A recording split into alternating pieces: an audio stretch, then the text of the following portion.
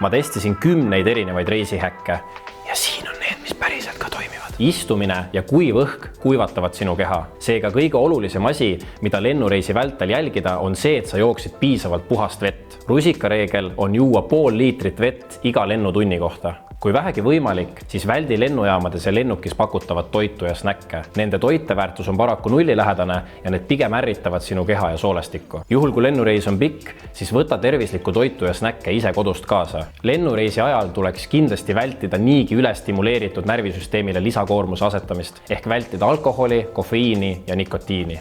Reisi sihtkohta jõudes on väga oluline end võimalikult kiiresti, aga ideaalis esimese tunni aja jooksul maandada, ehk siis kokku puutuda maa naturaalse elektromagnetväljaga. Ideaalis võiksid broneerida sellise lennu, mis jõuab reisi sihtkohta õhtul, et saaksid kohe varsti magama jääda. Kui aga lend toimub õhtul või öösel, siis kanna kindlasti punase klaasiga sinise valguse prille.